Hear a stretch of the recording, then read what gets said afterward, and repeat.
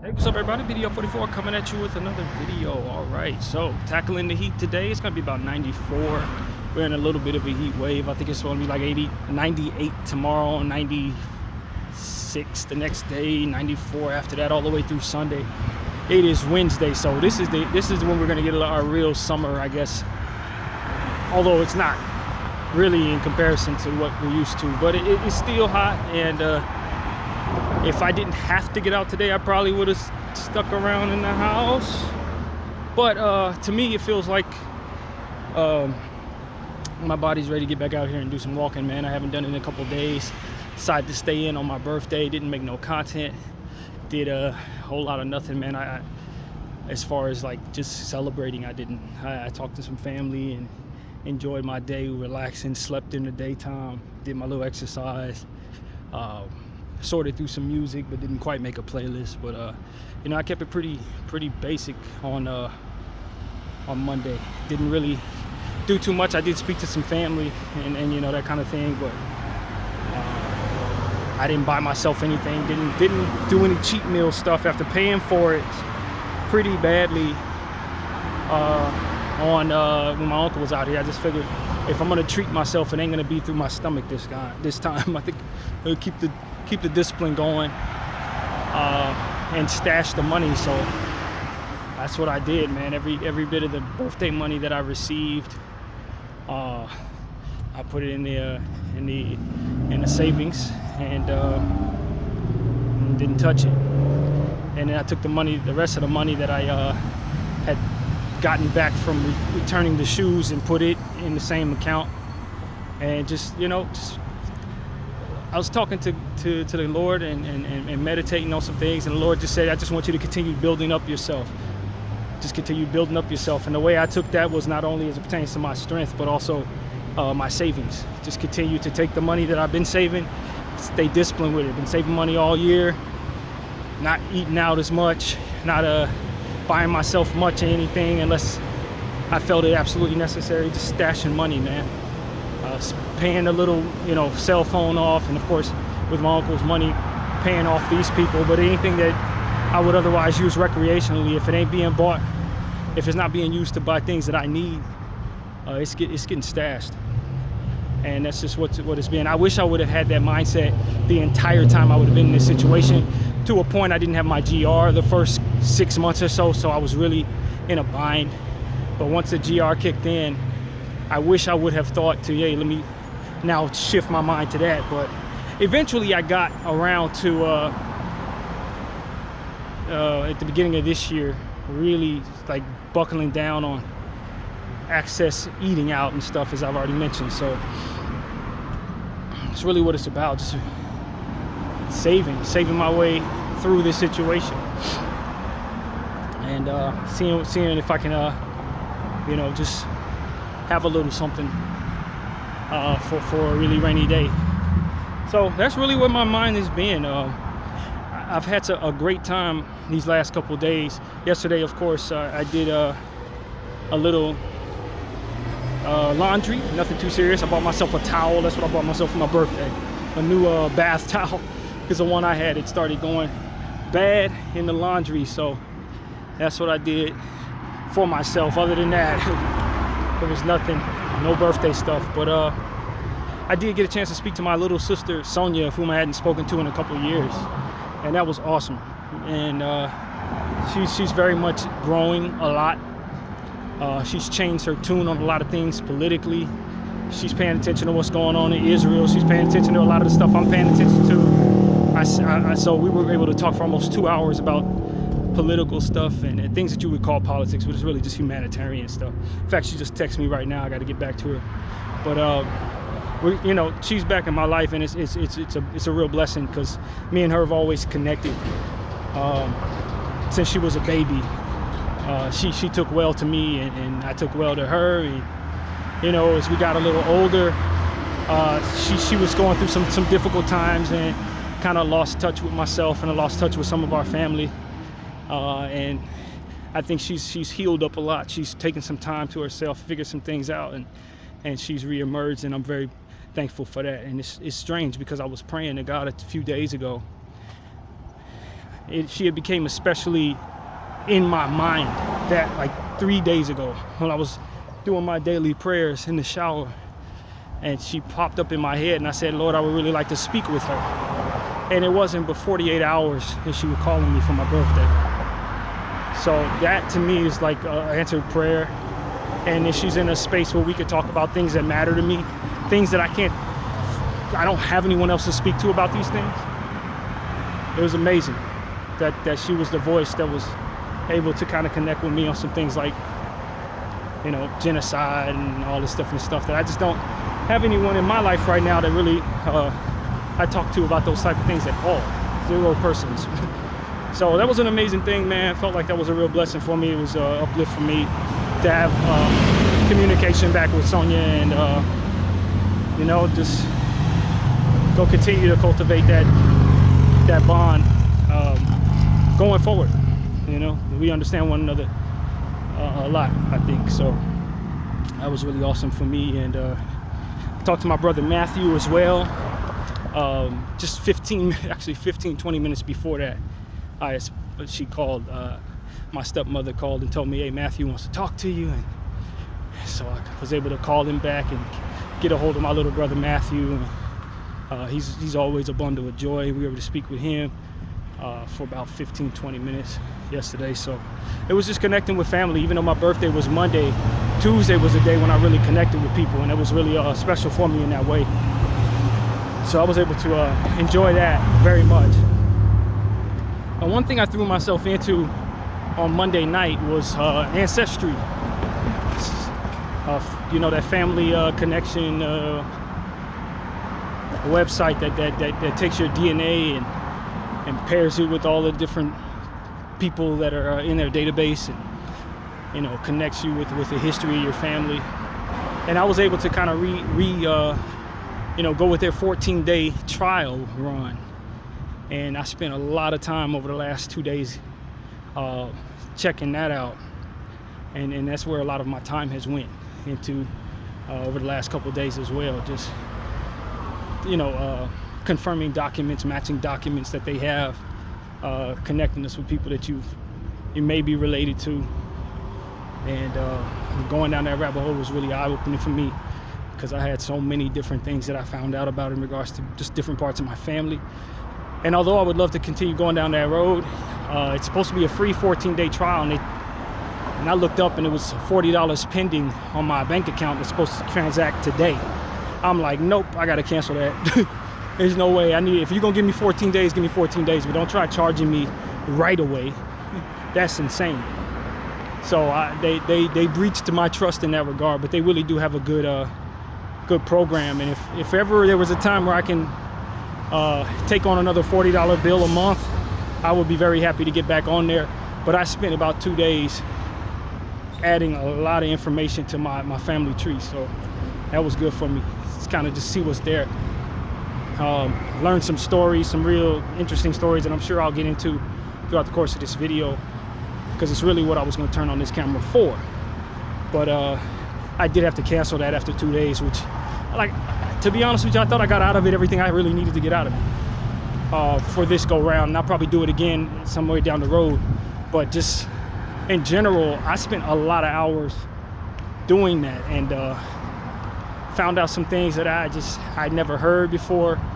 And I was able to answer some questions that I had since my last time going down that road. The first time I went down that road with Ancestry, I was able to get a whole lot added to my family tree. And but there were some things that I thought were certain that this go around I can legitimately say, nope, that ain't how that went. Or it raised some questions about some things that I thought I was certain about, to now I'm like, nah, that ain't. I have more doubt about things I thought I was certain about.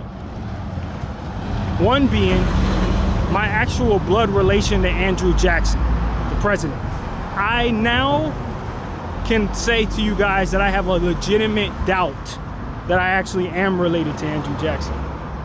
And the reason why is the same reason any black person finds when they trace their ancestry. What you end up finding out, or what you already should know in a lot of cases, is that your last name is not your real last name. And then a lot of the documents that tell you if you're blood related to somebody or if you were just owned by them isn't really clear until you dig well enough. And I found that that's what it was in one of those links, to where I was able to find out more information about one of those people, to where it made me understand that there's a great legitimate doubt that they were actually kin to their slave owner. And so as to where there was a question about this person, and I was able to kind of just look over that because it gave me information that spoke to their parents. The reality was there was no documentation telling me that the slave master actually birthed this person. And so that's what it really came down to.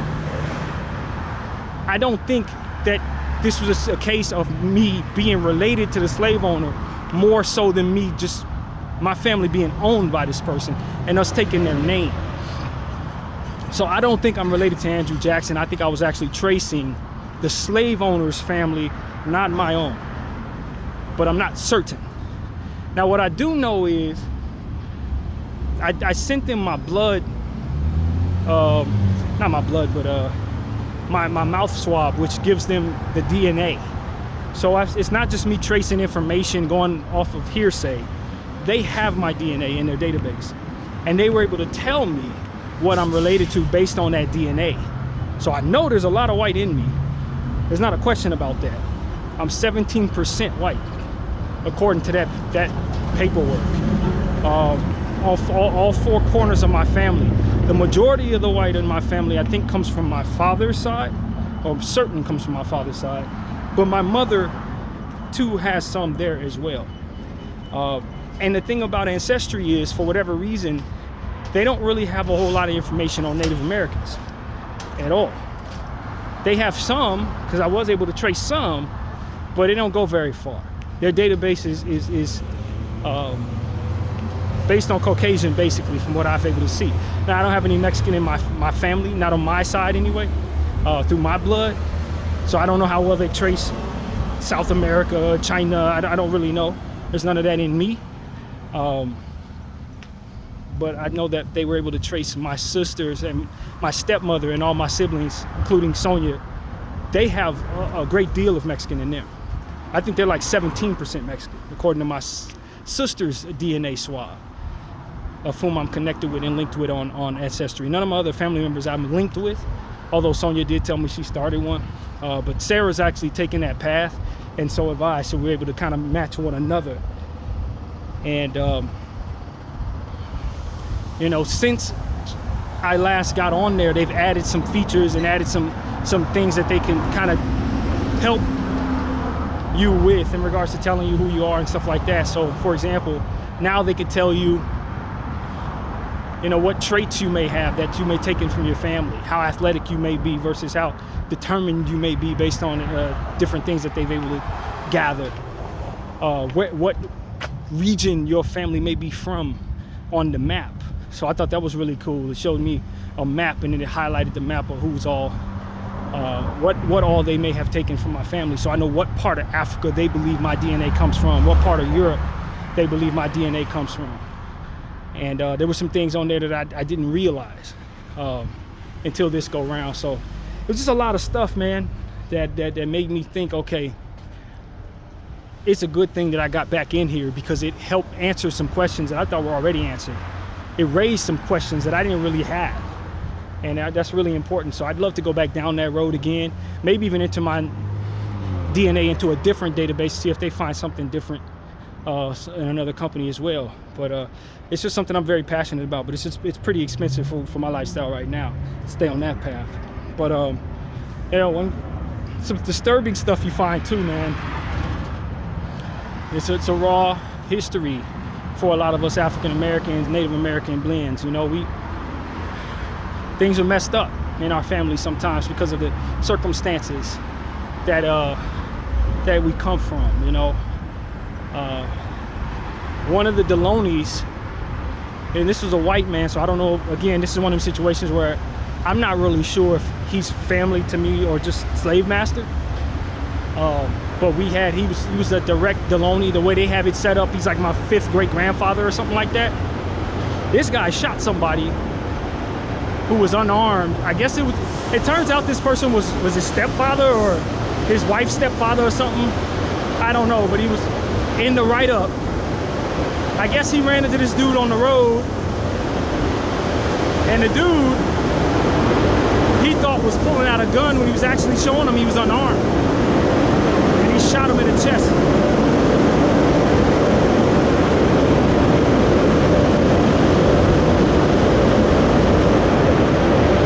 Here's the thing though, and maybe I'm tripping, but when I saw a picture of this particular slave master, he has my grandfather's eyes. So not based on any DNA, but just looking at a person's face and saying, yo, his eyes look like my grandfather's eyes. That's what I saw there. There's a picture of him holding a violin. And he's a Caucasian man, ain't mixed with nothing, but he definitely had my grandfather's eyes. The same way my grandfather's eyes are shown, are kind of the way they were. That's what I saw in that man's face too. So I'm like, I don't know if I'm not related to this dude or not. I'm not really sure. But yeah, he was known for shooting somebody.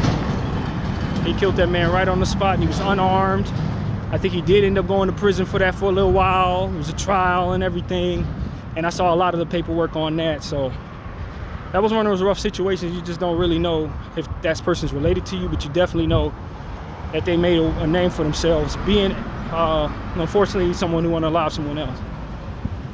Another story I saw, and this one I think was a slave owner. This was like a slave owner's ancestor. Back in the 1700s, one of the forefathers of this country, as they call it, also known as one of those evil colonial bastards that killed a bunch of native people and patted themselves on the back for it. But nevertheless, this was a story that I got a real good chuckle out of. It was essentially on a ship sailing somewhere they had no business going as usual. And sure enough, he's on a naval ship, and one of the people on the ship, and it's nighttime, he's out there just sailing the seas, looking at, nothing, probably thinking about stuff, whatever he's thinking about. And another one of his mates is going out over this, I guess, to throw out toiletry from the latrine, the little portable latrine they had. This is back in like 1770 something, right? The first forefathers. And the wind blew and hit my great slave owner in the face with the latrine stuff. All the pee and poo hit him in the face. When this guy goes to throw it overboard, the wind blows. He throws it against the wind. It don't hit him in the face. It hits old ancestor there. And ancestor immediately had this dude flogged. They beat the dog snot out of him. Ancestor got in trouble with the government in regards to this because they were on an official Navy mission. This is supposed to be, and this is, he didn't have permission to do this to this person, right? They out in the seas. But he was so angry and so embarrassed and so disgusted by what happened, and naturally so, that they beat this man severely. They really did him bad. So I thought that was kind of funny, to be honest with you, especially given the history there. But yeah, that's what I found. He was hit in the face with all of the waste from the day's stool or whatever. It was just, I can only imagine how disgusting that was, especially in those times. And with disease being so damn rampant back then, that's like unreal. So yeah, that happened. And yeah, man, I saw the outfit of one of them dudes. I don't know if it was the same guy. It might have actually been the same guy. But his outfit, his 17th century naval outfit, is actually somewhere in a museum. This is when I started getting the inclination that it's probably not someone I'm related to. When you start realizing how prestigious some of these people were, you start to realize that they had left money to their family, which is why they could afford slaves. They were wealthy. They really had a lot of money. So, and they had really kind of come from prestigious families. So that's what really you find there. As you start tracing back the history, and you're like, man, this person's famous. Like, this person's related to a president. This person's related to one of the forefathers. This person's related to, you know, a famous musician. It's like, these are the people that could afford slaves. These are the people who had the money to own you. And so that's really what it comes down to. That's why I'm like, damn, was every white person in the family wealthy and prestigious? And the answer is, well, they're the ones who could afford us. Yes, they were. They definitely were. Regular poor white people, regular Joes, didn't have slaves. They couldn't afford them. And so this is what I was coming to understand. I'm like, man, I'm tracing somebody else. I'm tracing white people's family. These ain't my family. These are the people who own my people. They ain't know me. They're not in my blood. You know? And so that's what I come to ultimately understand. It's like, yo, I can put an end to this. I don't have to continue to pay into this because who I'm tracing is not actually related to me in some of these cases. And I think that's common sense to a lot of people, but it's like, if you don't have details about who's underneath them in a lot of cases, it just immediately tells you, okay, this is somebody, okay, this is who their mother was. Okay, you found this somebody, okay, this is who their father was. And you keep on tracing back without actually doing homework on who you've passed up. And that's what I found myself doing without actually knowing it, because I just didn't understand as well as I do now how to really get all that information. But I went back and I started vetting some of them people. I'm like, so was this person mulatto? And in some cases they were. Like, yes, this person is mixed. This person is the slave owner's son or daughter or whatever. Okay, fine. But was this person? Okay, and who was her husband? I assumed her husband was someone who was mixed. No, this is a slave who married a slave. And it's like, okay, but it has us connected to two white people, to a married couple of white people. And then they gave birth to a black son who married a black woman, and now we continue I think that's where they're gonna have to kind of adjust what they're doing as it pertains to ancestry, is to say, give us probability based on information of the likelihood that these people were actually related or just owned, because that's a real thing. And when you're a black person, or even white people who are tracing back their family, you don't really know if who this person was married with at this given moment, who they label as their wife, was actually the baby daddy or baby mama. People were cheating on each other, just like in real life. People, you know, having sex with their slaves and having babies. People selling slaves who happen to be mixed with other people's DNA. Yeah, your so-and-so was mixed with white, but not this slave owner's white, but the previous slave owner's DNA. So it's like, when you start getting into trying to trace slavery and try to trace black people, this is what you run into. You could trace back only so far, and then the information just becomes either not there, like I ran into with my father's mother's family, or like my mother's father's mother's family, which is like, you go back so far and all of a sudden you find yourself tracing all the way back to the 1400s with nothing but Caucasian people, and they may not be even related to you. So that's what I ended up finding out. It becomes a sad emptiness when you start realizing, yo, I'm probably not even related to these people. Like, you tracing all of this, you excited, oh, I found this out, oh my God. And it's like, wait a minute. But way down there, suddenly two white people just ended up having a black person. It's like, how did that happen? Are you related to that person? Maybe. And then you start running into documents like I found, where you end up trying to match and see if it's your person. People have the same name, just like in real life, over here in real life, in this point in time. You'll find a guy, John Smith here, John Smith there, who might have had the same birthday, might have died around the same time, and it's trying to figure out if it's your John Smith. It could be very difficult. So I end up running into a lot of that. And you add a document that's with the wrong John Smith, now it takes you down a rabbit hole. It ain't got nothing to do with your people. So it's kind of difficult to just do the arm work. You got to really vet it better than I was the first go round with Ancestry.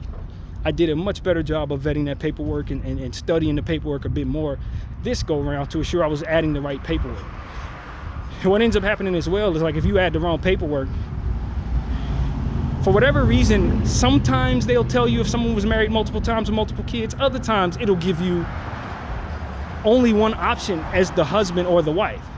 So with my mom's side, that's what ended up happening. I had done a whole deep dive into a certain branch of my family tree, only to find a document where somebody had remarried, and they ended up replacing all the work I had done with a new face, a new person, and didn't even show me the old person's information, the one that I'd already gone down.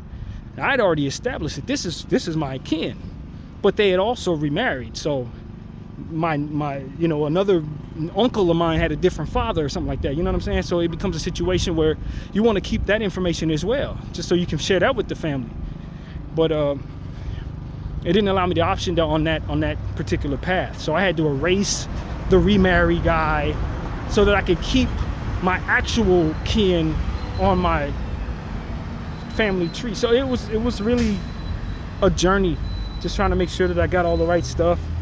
I was able to find pictures of people I had never seen before. My great grandmother, Blanche Wilkes, I was able to find her parents and her grandparents, which is really interesting. And her story, my grandmother Blanche, throughout the course of the family, and I was able to know Grandma Blanche. She passed away in the late 90s or early 2000s. I don't really remember, but I was able to have very distinctive memories of her. Went to her house a million times. She was always very healthy, always able to answer questions. You know, she was one of those people who was healthy all the way through her life and then got sick and then passed away after like 2 weeks. Like, that's how she was. She was healthy out in the fields, out in the garden, all the way up until her last couple of weeks of life. She was still bending down, picking flowers and stuff. Like, so she was always upright and healthy. So I remember her very well, and we used to ask her like who your mama was, who your people was. She would tell us what her last name was, and it was one of those things where, though I don't want to misspeak, I don't think it was clear to us where her mother was or where her father was. I don't know if she lost touch with these people, or I think that's how it went. It was like she had lost touch with them. She didn't communicate with them for whatever reason. And it was almost like she didn't, based on my little 10-year-old brain, it was almost like she didn't really want to tell us about her mom very much. And she would tell us that she didn't remember, but like I didn't buy it, that kind of thing. It was something like that going on throughout the course of time. When we'd ask her about her mom, we'd ask her about her grandmother. And since I didn't live out there in the Bay Area, I'd only come out there far and in between. So I didn't get a lot of questions answered for myself. Wasn't old enough to ask the right questions, But I was able to dig into her family history. And it turns out that her mother had her when she was 12 years old. Her mother had her when she was 12 years old. And her father was a black slave. Her mother was a Native American lady, or half Native American lady. I think half or quarter Native. I'm not really sure how that works, because it was a little discrepancy about the Ligons, was their family name. But the point is, they were like deeply Native American roots. The roots, the hair, the bone structure, they were Native for real. My grandmother Blanche had straight black hair. She was Native. Probably she looked like she had more Native in her than black, to be honest with you. But her mother looked like a pure-blooded Native person. And her mother had her when she was 12, and I guess her father was a black slave. He was 24. And the first thing I'm thinking is, what this 24-year-old man pushing himself, you know what I mean, like on a child? It's essentially what it was. In every way, shape, and form, that's exactly what it was. And he ended up having 2 children with her before she was 14 years old. In fact, I think my great-grandmother was the first, and then they had another one 2 years later. I think that's how that went. And eventually, that ended up not being the relationship, and my great-grandmother ended up marrying someone else in the 40s.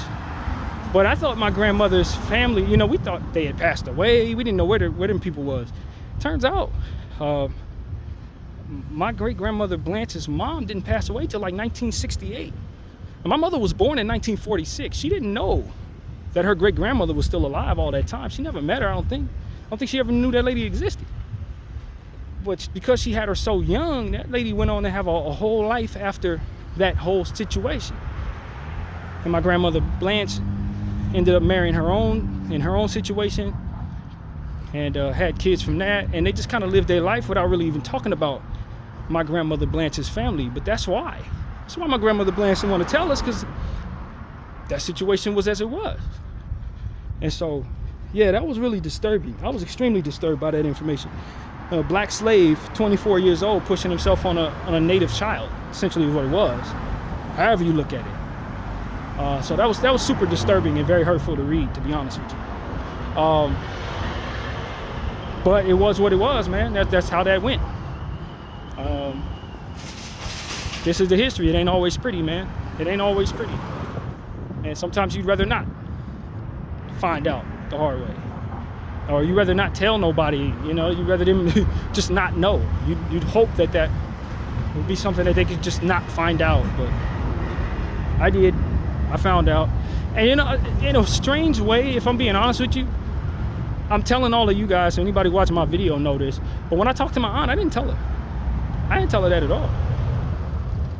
I just felt like that was something my great-grandmother didn't really want us to know. She didn't really want us to know about that. Or maybe she didn't even know herself. I don't really know how that went. But yeah, that's what it was, man. That's exactly how that went. I read the information. I paired the dates, and it turns out that dude was 24, and the girl was 11 when she was conceived. 11. So that was deep right there for me.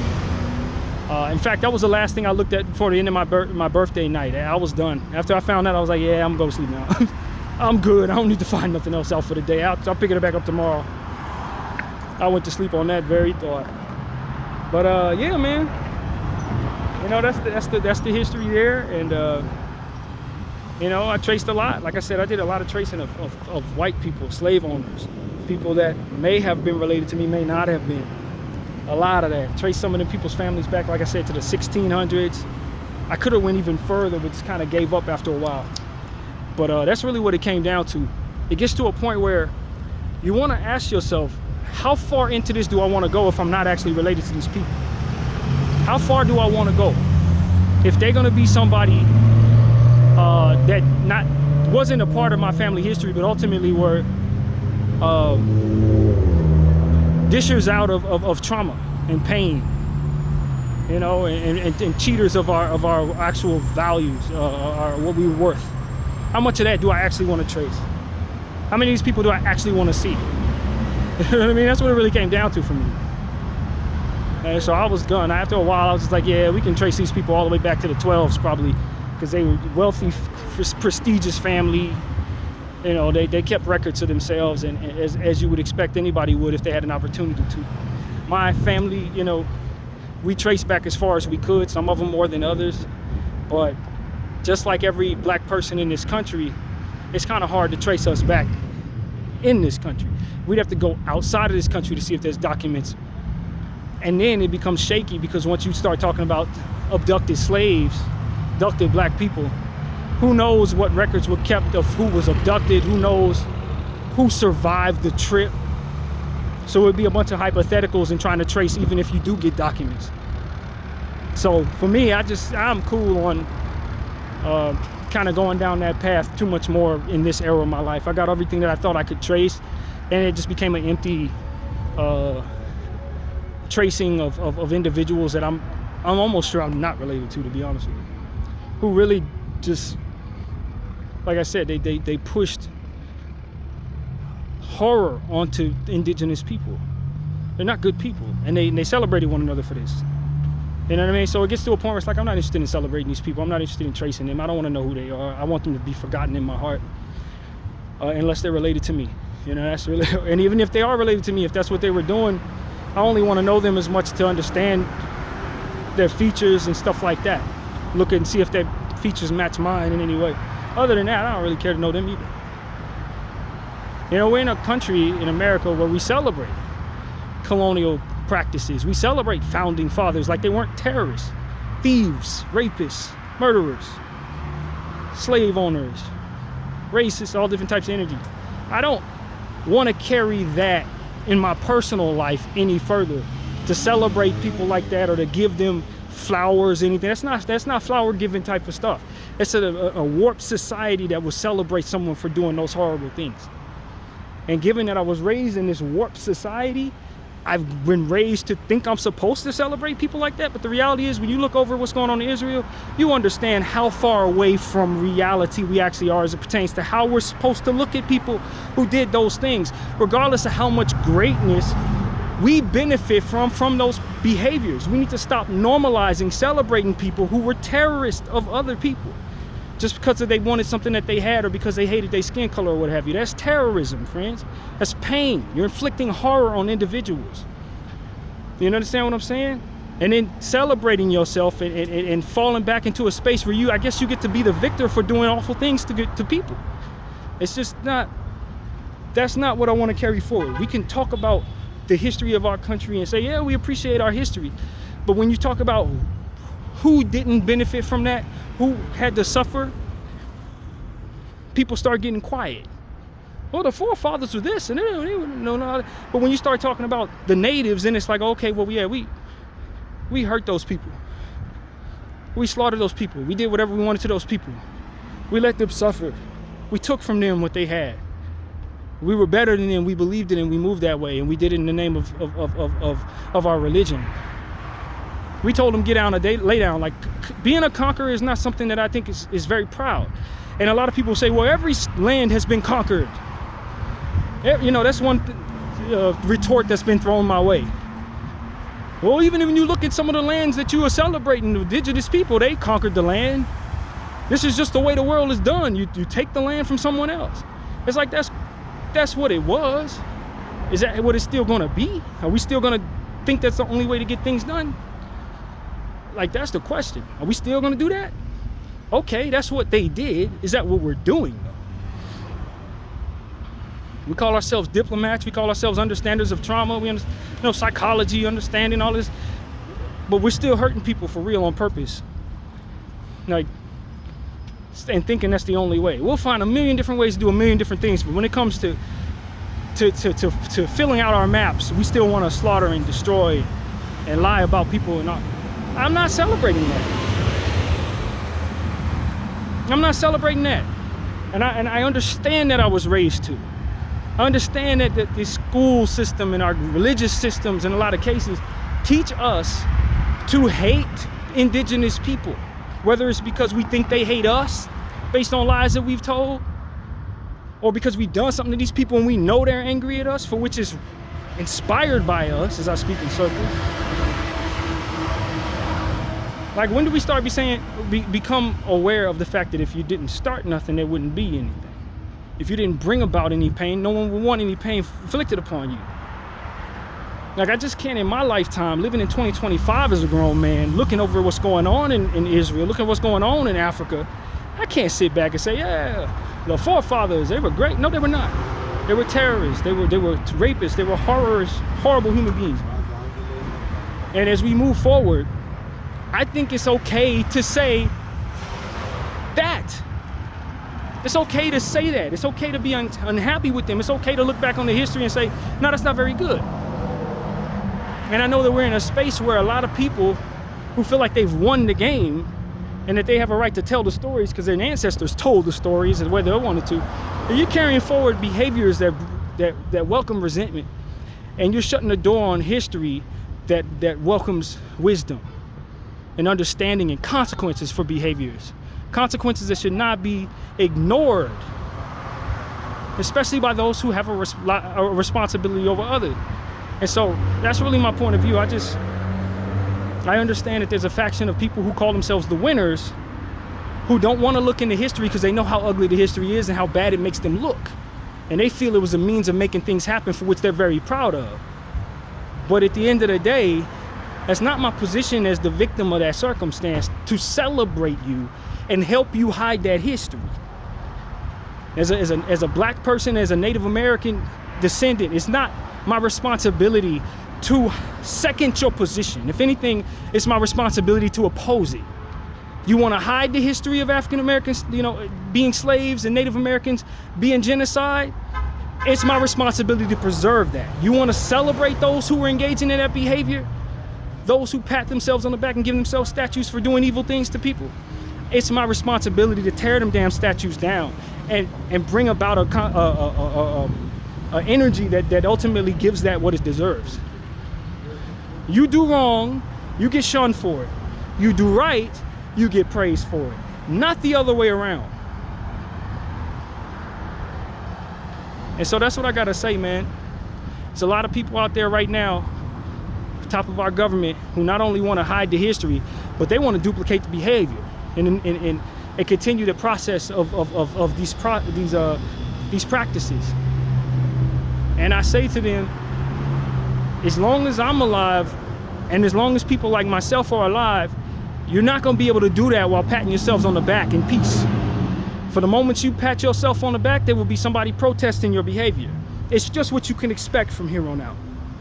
Enough of us already know what happened. You can hide the history from our children. We're going to tell them. We're going to tell them.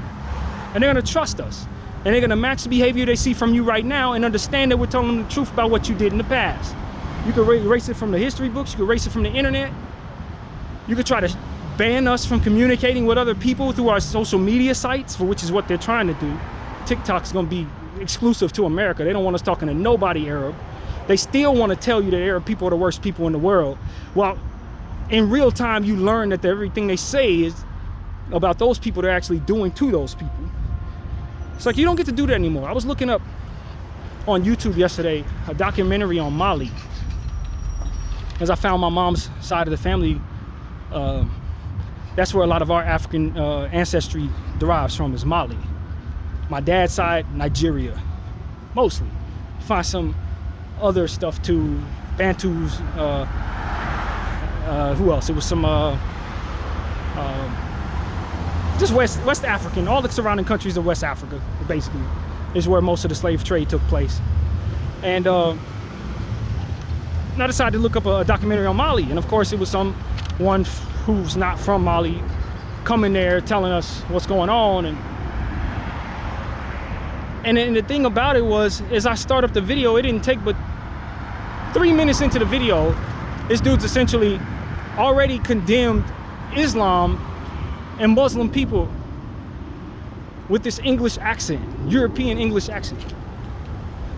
Essentially saying that the problems that Mali faces because of Islamic terror. Said it more than once in 3 minutes. And I had to turn it off. I'm like, yo, I'm not about to listen to these people continue to tell me that the world's problems come from people that they ultimately are trying to harm, that they can't coerce into doing their bidding for the sake of their faith. I'm not about to listen to these people continue to do this. They didn't lie to me about every damn thing. Why am I going to listen to them now lie to me about what happened to Africa when we know damn well they're in Africa right now trying to destroy, sterilize, and make people unhealthy with vaccines and all different types of stuff, doing experiments on black people just like they've always done. I had to turn it off. I wanted to learn about Mali, but ultimately all I found was more of the same. Can't even get information on an African country without hearing somebody condemning indigenous people, bro. It's just, I'm sorry, they're not about to back us into believing that anymore.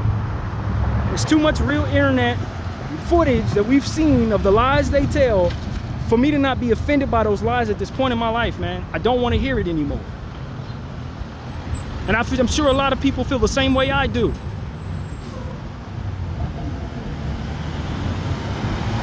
And so that was something that I also found myself frustrated with last night as I was trying to check up on Bali. I got this white man telling me that all of Africa's problems come from the Muslims. No, they come from you. And that's proven at this point. That part is widely understood by a lot of people who are paying attention to what's going on over there. And so I, like many people are sick and tired of that point of view being pushed upon us and us just nodding our heads, agreeing, and then clutching our pearls when we see people with a turban on their head or something. I'm sick of that. I don't want to do that anymore. I don't want to be in a mindset where that's even tolerated anymore. Israel has effectively exposed all of you colonial powers in all of history to be the liars and the murderers and the thieves and the low down, low frequency devils that you are. There's no way we're going to take steps backwards just because you're trying to seal off every avenue from which this conversation can be had. You have a reputation. And in allowing yourself to do what it is that you're doing today, you have effectively pulled the wool out from all of our eyes about your ancestors and have reinforced their poor reputation as well into modern minds. This is what you got to understand, Donald Trump, as you try to cut off all of our history books telling us this about black people, that about natives, that about whoever, exalting yourselves. You got to understand this already. Your reputation is in stone. It's already cemented. Communication has already been had. We know that the things you tell us about these Muslim people and about these Arab people is not true. We know that you are projecting your energy onto them. And in fact, you are the terrorists. You are the ones that are raising your kids to hate everybody. We know this. We see it in Israel. We know this. There ain't nothing you can do about it. That reputation is properly earned. You've earned it. And so that's what I want to say to anybody who's listening to me. I'm not celebrating the forefathers. The forefathers are not my fathers. They were inducing trauma upon people of many kinds, man, not just my people. They were putting trauma on their own damn people. Exploiting their own people.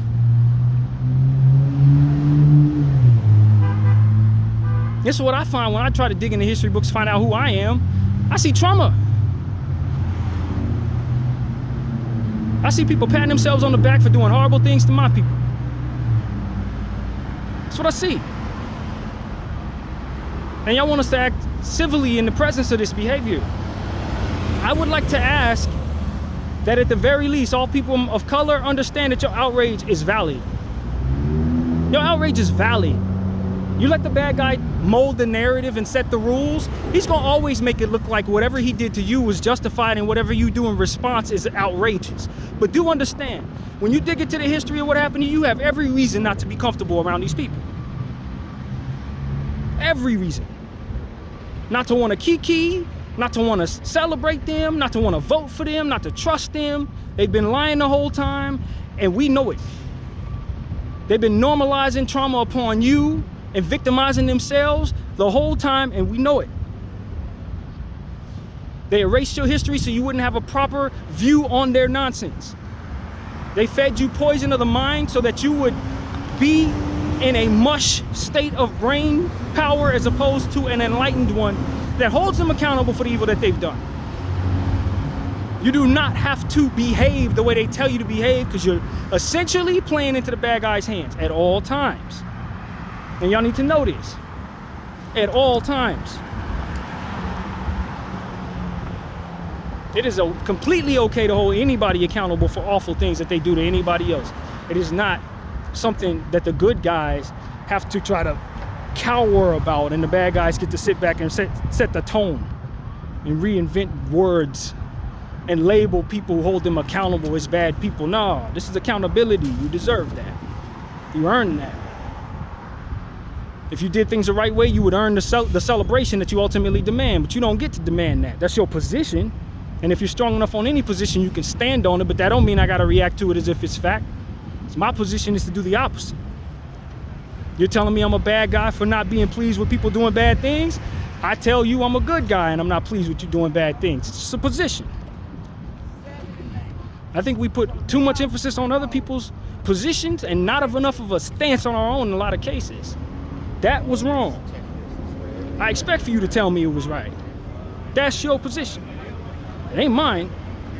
And it holds no credence, no different than mine doesn't hold any in your eyes. And that's the stance that people of indigenous backgrounds need to keep as we continue to navigate through what it is that we're seeing here. There's a lot of awful stuff going on. There's a lot of people saying it was fine that it be done, so long as it's them doing it to you. Not anymore. No, not anymore. And so that's my point of view on this. As I dug into my history, I just found trauma, I found pain, I found emptiness. I found other people's families, people who likely did horrible things to my family and celebrated themselves for it. Bdf 44, I thank you all for watching. I'm out.